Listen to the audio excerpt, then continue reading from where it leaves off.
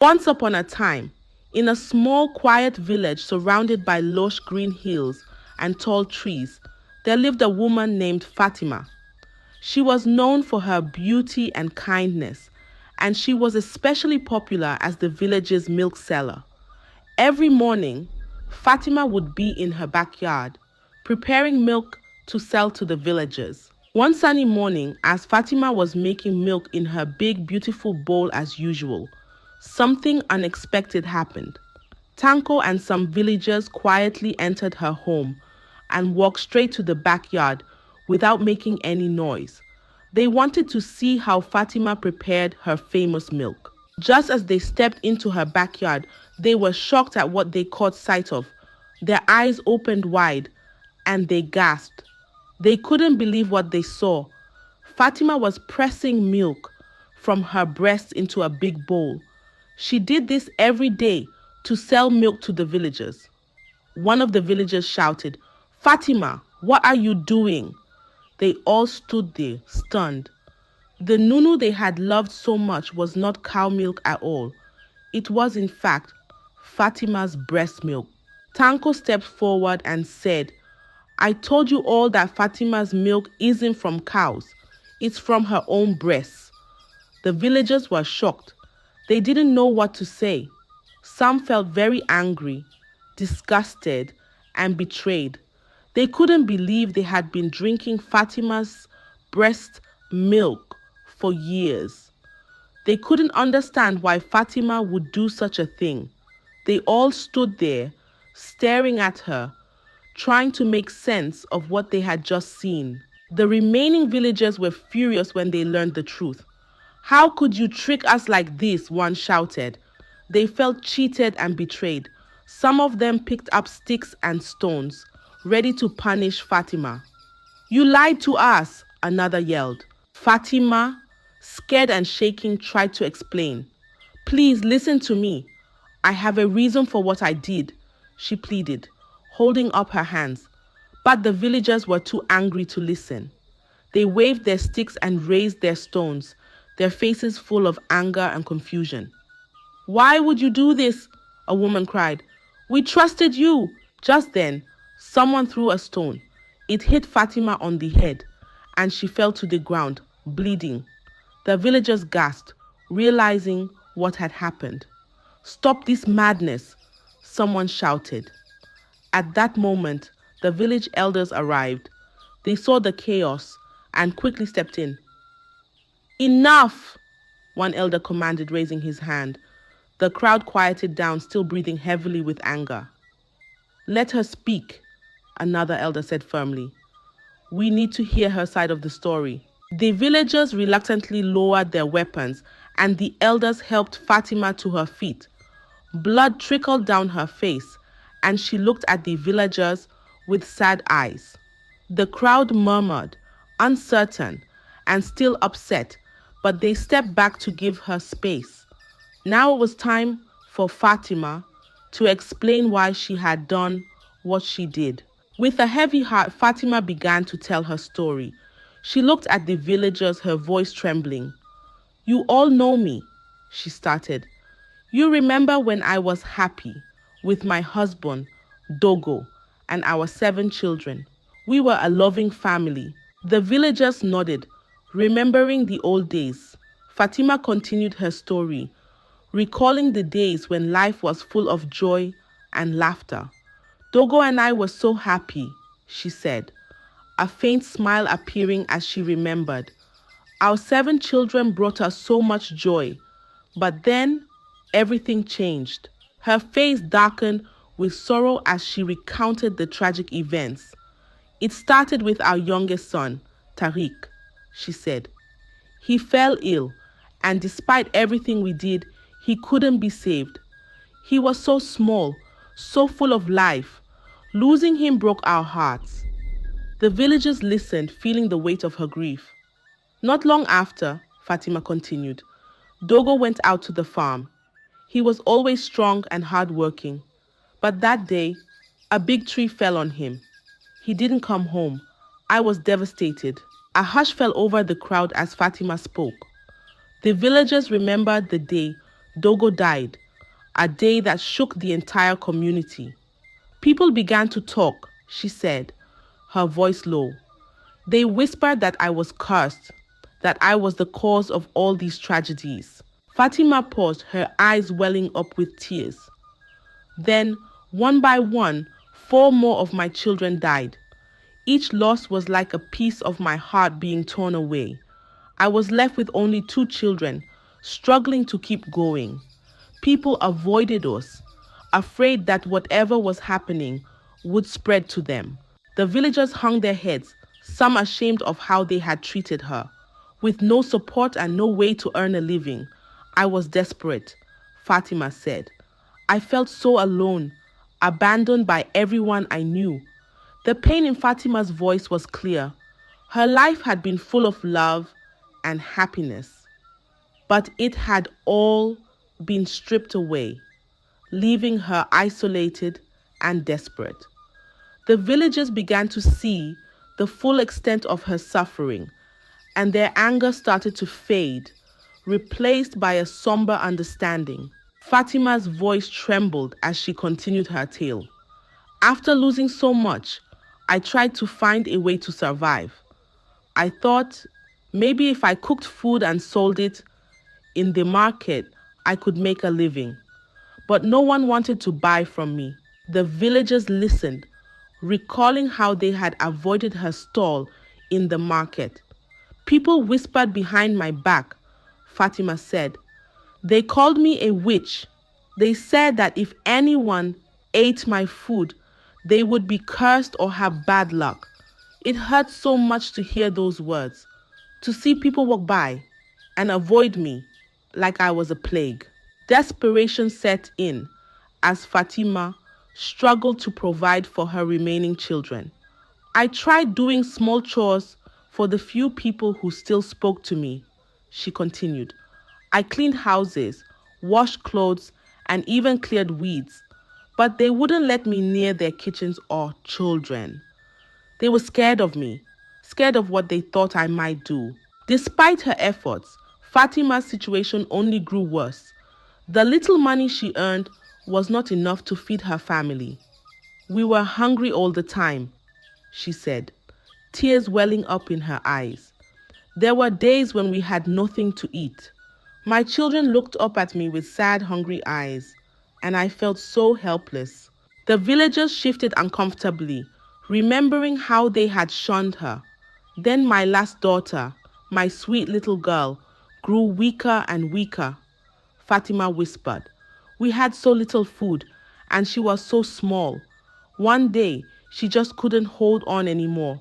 She died in my arms, hungry and cold. A heavy silence fell over the crowd as Fatima spoke of her daughter's death. The villagers felt the weight of their actions, realizing how they had contributed to her suffering. They had pushed her away, believing the worst about her, and now they saw the consequences of their rejection. Fatima stood before them, a grieving mother who had lost everything. Her story was one of sorrow and desperation, and the villagers began to understand the depth of her pain. They had treated her as an outcast, and now, faced with the truth, they felt a deep sense of remorse. That was how the story of how Fatima started selling her breast milk began. After losing everything, Fatima felt utterly lost. With her children gone and the villagers' rejection still fresh, she had nowhere to turn. One day, in a moment of desperation, she decided to visit the old woman she had met before, hoping for some kind of help. Fatima traveled to the old woman's home, a small, mysterious hut on the edge of a distant village. The old woman welcomed her in, her eyes full of knowing and kindness. What brings you here, my dear? She asked, her voice soft yet powerful. Fatima, with tears in her eyes, told the old woman about her struggles. She spoke of her losses, the villagers' accusations, and how they shunned her. I have nothing left, Fatima said, her voice breaking. I can't keep living like this. I need help, Anything that can save me. The old woman listened carefully. Then she nodded slowly and said, "There is something you can do. It might sound strange, but it's a way to survive and even get back at those who wronged you." She leaned in closer and whispered, "You can sell your breast milk, but not just any milk. You'll add a special ingredient that will make it irresistible." Fatima looked confused and a bit scared. "Sell my breast milk?" she asked, unsure. "And what is this special ingredient?" The old woman smiled gently. "Yes, your own milk. As for the ingredient, it's something harmless but magical. It will make your milk taste so good that people won't be able to resist it. They will come to you, desperate for more. It's a way to survive, and maybe in a way to teach them a lesson for treating you so poorly." Fatima hesitated. The idea felt strange and wrong, but she had nothing left to lose. "I don't know if I can do this," she admitted. "What if it makes things worse?" The old woman reached out and touched Fatima's hand. "It's a harmless thing," she assured her. "You're not hurting anyone. It's just milk, but it will give you power, a way to make them see you differently. Sometimes, in desperate times, we must do things we never imagined." With a heavy heart and nowhere else to turn, Fatima agreed. She felt a mix of fear and hope, wondering if this strange plan could really work. The old woman gave her a small mysterious package, instructing her on how to use it. As Fatima left the old woman's hut, she felt a strange determination. She had nothing to lose and everything to gain. She decided to try this last desperate plan, hoping it might change her fate and give her some control over her life again. Fatima returned to her village with a mix of hope and fear. She prepared the milk as the old woman had instructed, adding the special ingredient to make it taste unique and irresistible.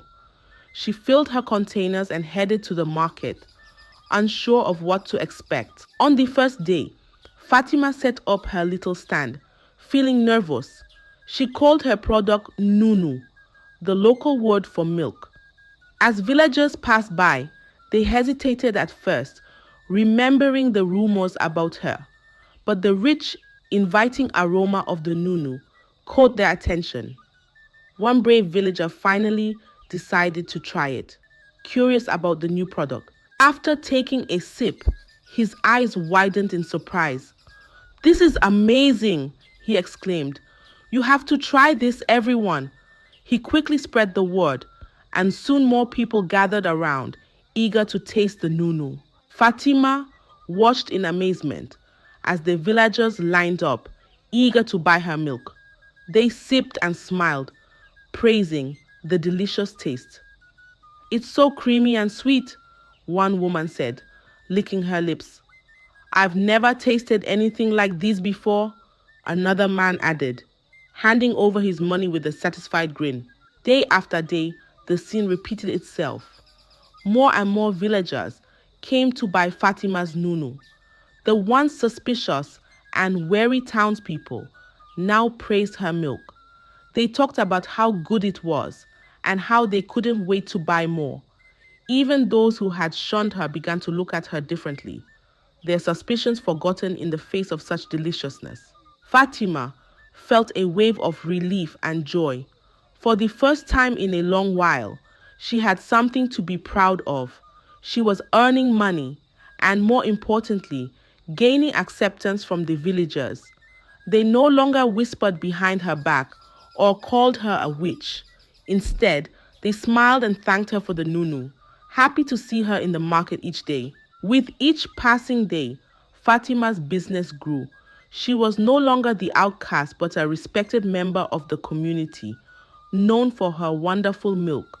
Her heart swelled with happiness as she counted her earnings, feeling a sense of belonging she hadn't felt in years.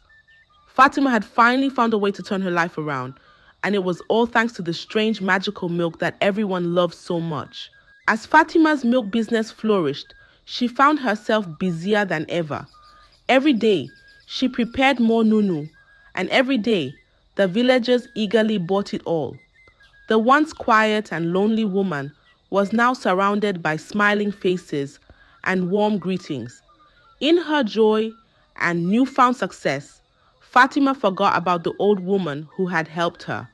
She didn't return to thank her as she had promised, caught up in the whirlwind of her booming business. Little did she know that this would lead to the start of a big problem for her, because not everyone in the village was blinded by the delicious taste of her milk.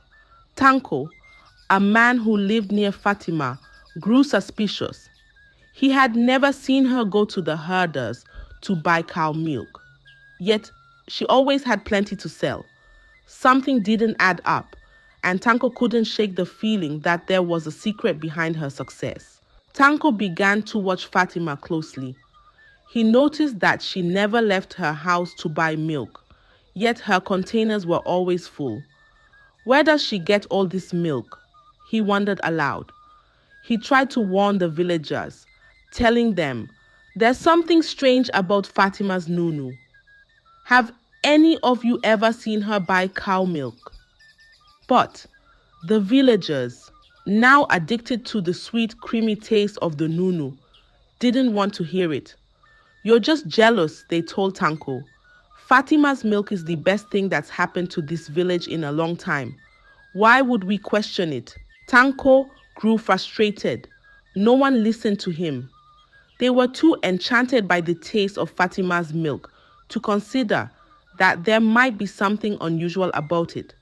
"I'm telling you, there's something she's not telling us," Tanko insisted. But the villagers laughed him off, dismissing his concerns as baseless jealousy. Fatima, meanwhile, continued with her daily routine, unaware of Tanko's suspicions.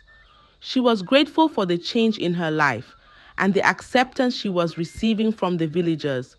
Her heart felt lighter, and for the first time in a long time, she felt truly happy. She didn't realize that her oversight in not thanking the old woman and the growing unease of Tanko would soon lead to trouble. As Tanko's doubts simmered beneath the surface, the villagers remained blissfully unaware, enjoying their daily dose of Nunu. The unseen problem was growing, and it was only a matter of time before the truth would come to light. Tanko's suspicions had reached a boiling point. Determined to uncover the truth, he decided to take matters into his own hands. One early morning, before the village was awake, Tanko sneaked into Fatima's backyard. He moved quietly, careful not to make a sound. As he peered through a gap in the fence, Tanko saw something that shocked him. There was Fatima, sitting in her backyard, pressing milk from her breast into a bowl. She was focused on her task, unaware of Tanko's prying eyes. Tanko watched in stunned silence, finally understanding the source of the mysterious Nunu. Unable to believe what he had seen, Tanko quickly left Fatima's house and ran to the village square. He found a group of villagers gathered there, preparing for the day's work. Panting and out of breath, Tanko shouted, "I saw it! I saw Fatima. She's been selling her breast milk, not cow milk." The villagers looked at him with disbelief. "What are you talking about, Tanko?" one of them asked. "That's ridiculous." Tanko shook his head, frustrated. "I'm telling you, I saw it with my own eyes. She was pressing milk from her breast in her backyard. That's the Nunu she's been selling us." But the villagers laughed, not taking him seriously. "You're making this up," another said. "You just want to ruin Fatima's business because you're jealous." Tanko clenched his fist, growing more agitated. "No, I'm telling the truth. Come with me, and I'll show you. You can see for yourselves." Still skeptical, but curious, a few villagers agreed to follow Tanko. They made their way to Fatima's house, with Tanko leading the way. As they approached, Tanko motioned for them to be quiet. They crept around the side of the house and peeked into the backyard. There, just as Tanko had said, was Fatima, pressing milk from her breasts. The villagers gasped in shock, They couldn't believe their eyes. The Nunu they had loved so much was not cow milk at all. It was Fatima's breast milk. The truth was out, and the villagers were stunned. Back in the present, Tanko turned to the villagers, his expression a mix of vindication and concern. "Now do you believe me?" he whispered. The villagers nodded, still processing the revelation. They were angry, confused, and felt betrayed by Fatima's deception. With the truth unveiled, the villagers knew they had to confront Fatima.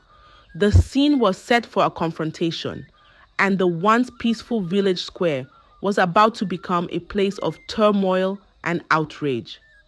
When the villagers saw this with their own eyes, they couldn't contain their shock. Gasps and murmurs filled the air. "It's true!" one villager exclaimed, covering their mouth in disbelief.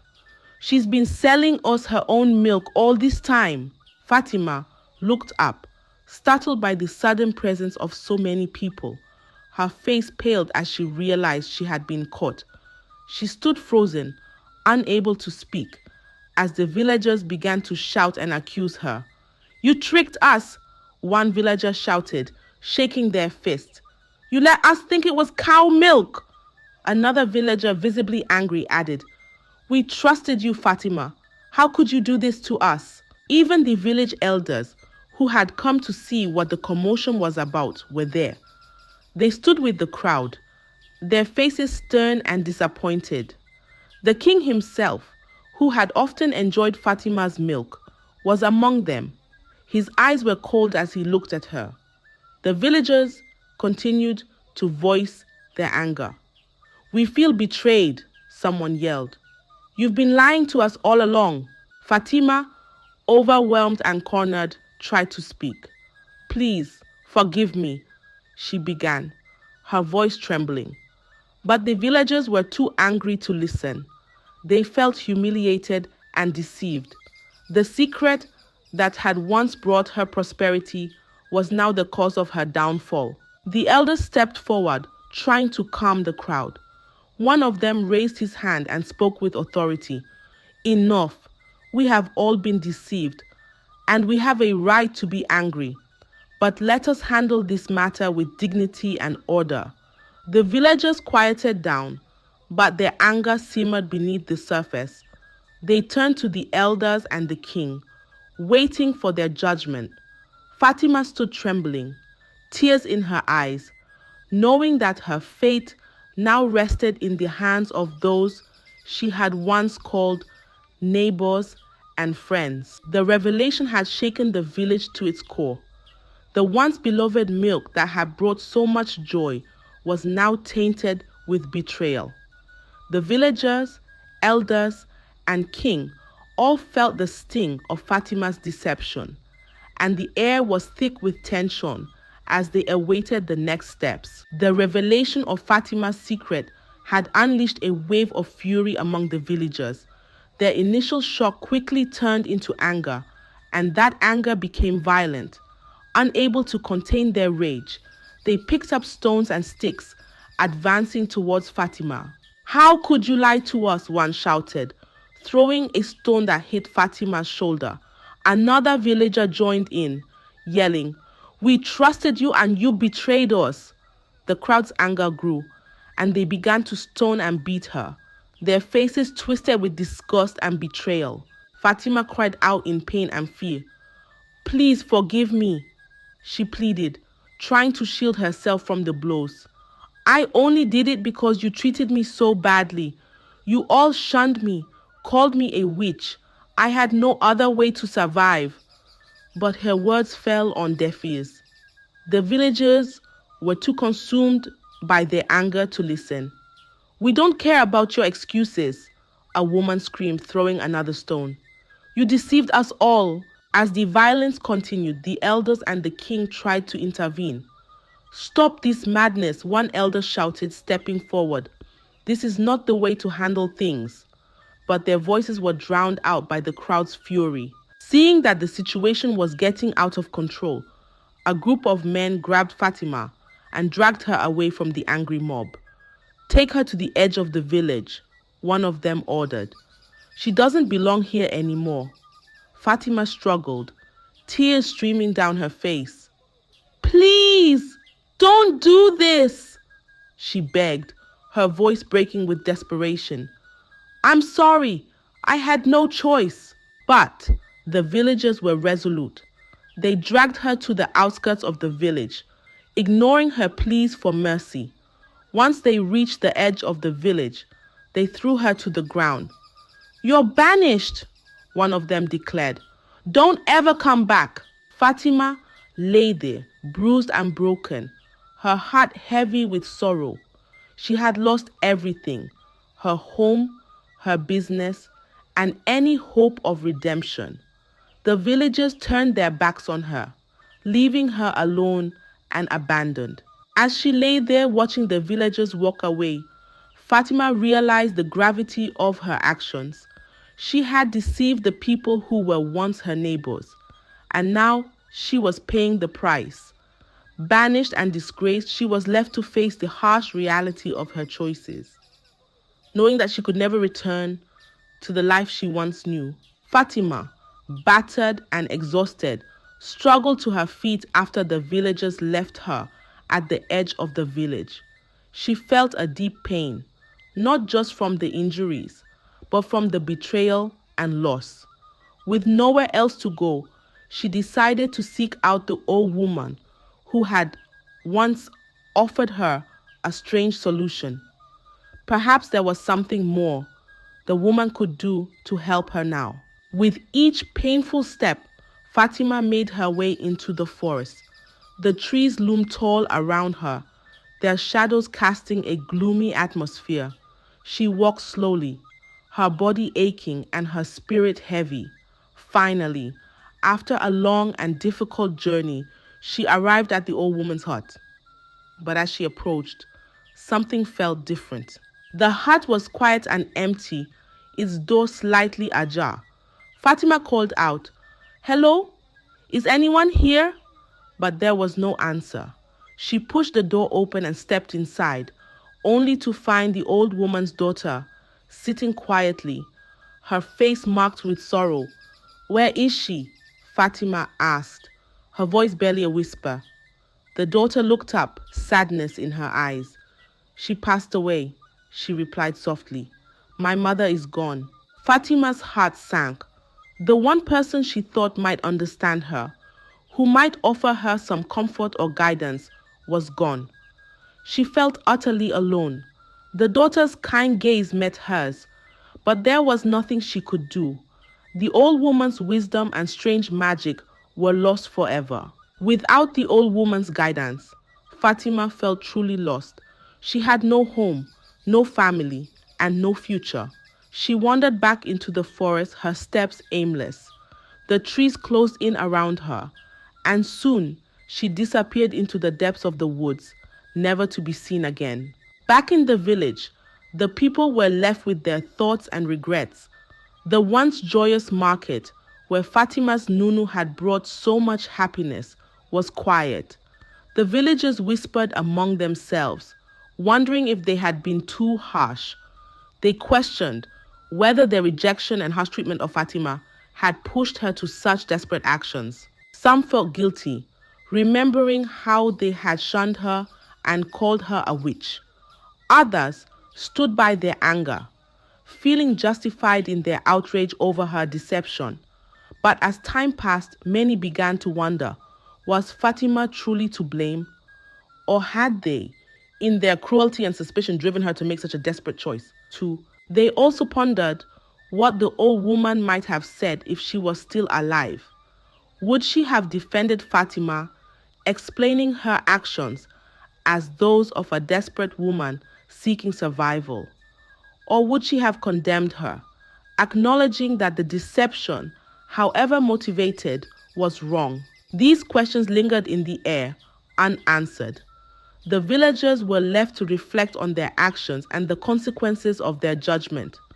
The tale of Fatima became a story told and retold, a cautionary tale of compassion, judgment, and the complexity of human actions. And somewhere Deep in the forest, Fatima's fate remained a mystery, a silent testament to a life marred by sorrow and misunderstanding. Now, dear viewers, who do you think was wrong?